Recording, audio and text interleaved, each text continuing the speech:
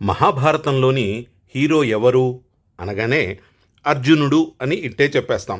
మరి ఆ అర్జునుడి కోట హైదరాబాదులో ఉండేదంటే నమ్ముతారా? ఇదేదో కల్పిత కథ అని కొట్టిపారేయకండి. హైదరాబాద్ సంస్థానాన్ని నిజాం పరిపాలిస్తున్న కాలం నాటి ఆర్కియాలజికల్ రికార్డులతో పాటు 100 ఏళ్ల క్రితం రాసిన ఓ గ్రంథం దీనికి ఆధారం. భాగ్యనగరంలో అర్జునుడి కోట ఉందా? ఉంటే అది ఎక్కడ ఉంది? ఇప్పుడు ఆ కోట ఏమైంది? ఆ వివరాలు నిజం టుడే ఎక్స్క్లూజివ్ వీడియోలో తెలుసుకుందాం.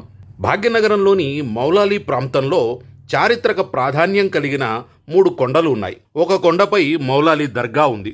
మరో కొండను ఖదం రసూల్ అని పిలుస్తారు. ఇకపోతే 3వ కొండ ప్రత్యేకమైన భారీ రాతి నిర్మాణాలతో ప్రసిద్ధి చెందింది.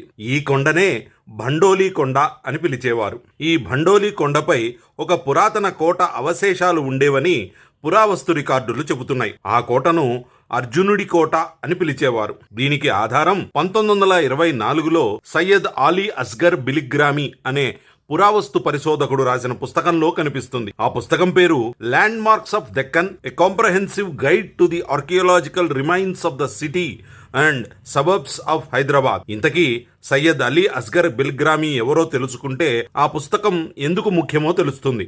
హైదరాబాద్ సంస్థానం నిజాం పాలనలో ఉన్న సమయంలో పురావస్తు శాఖకు గులాం యజ్దానీ డైరెక్టర్గా ఉండేవారు. 1924లో గులాం యజ్దానీ విదేశీ పర్యటనలో ఉండటంతో ఆ బాధ్యతలు అస్గర్ బిల్గ్రామీ నిర్వహించారు. ల్యాండ్ మార్క్స్ ఆఫ్ దెక్కన్ పుస్తకంలో మౌలాలి కొండలపై ఉన్న అనేక చారిత్రక నిర్మాణాలతో పాటు అర్జునుడి కోట గురించి బిల్గ్రామీ ప్రస్తావించారు. పుస్తకంలోని వివరాల ప్రకారం మౌలాలి కొండకు ఎదురుగా ఉన్న మరో కొండను ఖదం రసూల్ అని పిలిచేవారు. ఆ కొండకు దక్షిణ భాగంలో సయ్యద్ ముజఫర్కు చెందిన బరాదరి అంటే కోట దుర్గం ఉండేది. దానికి ఆనుకుని ఉన్న మరో కొండపై భారీ బండరాళ్లు ఒకదానిపై మరొకటి పేర్చినట్లు కనిపించేవి. స్థానికంగా దీనిని భండోలి కొండ అని పిలిచేవారు. అక్కడ ఒకప్పుడు రాయలు రాజుకు చెందిన ప్రాచీన కోట ఉండేదట. మరి రాయల రాజు అంటే నాటి విజయనగర సామ్రాజ్య అధిపతి శ్రీకృష్ణదేవరాయలేనా అనేది స్పష్టంగా తెలియాల్సి ఉంది. అదే ప్రదేశంలో ఒక రాతి ద్వారం, ఒక గోడ అవశేషాలు ఉండేవని బిల్గ్రామీ పుస్తకంలో రికార్డు చేశారు. ఆ నిర్మాణాన్ని అర్జునుడి కోట అని పిలిచేవారని అందులో పేర్కొన్నారు. అయితే నిజంగా అది సాక్షాత్తు అర్జునుడి కోటేనా? ఇక్కడ ఒక ముఖ్యమైన విషయాన్ని గుర్తుంచుకోవాలి.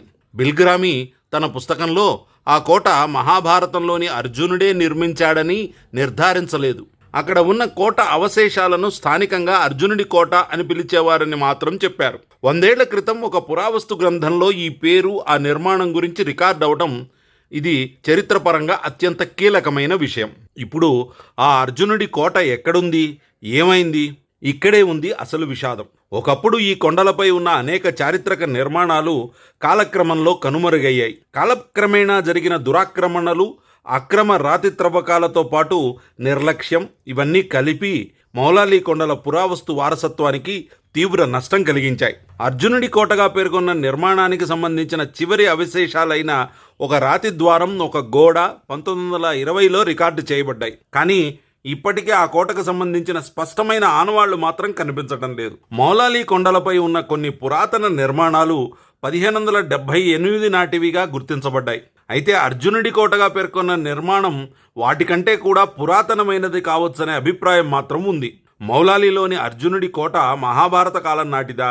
ఇప్పటివరకు లభించిన ఆధారాలతో దీన్ని ఖచ్చితంగా చెప్పలేం. కానీ 1924లో ప్రచురించిన పురావస్తు గ్రంథంలో అర్జునుడి కోటగా ఒక పురాతన నిర్మాణాన్ని రికార్డు చేయటం మాత్రం వాస్తవం. అసలు ఆ కోట ఎవరిది, ఎప్పుడు నిర్మించారు, అర్జునుడి కోట అనే పేరు ఎలా వచ్చింది, ఆ కోట అవశేషాలు ఎక్కడికి మాయమయ్యాయి? వాస్తవాలు బయటికి రావాలంటే ఈ అంశంపై మరింత పురావస్తు పరిశోధన అవసరం. మౌలాలి కొండలను మరోసారి శాస్త్రీయంగా పరిశీలిస్తే మరిన్ని విషయాలు వెలుగులోకి వస్తాయి. మీకు ఈ వీడియో ఆసక్తికరంగా అనిపిస్తే వెంటనే షేర్ చేయండి.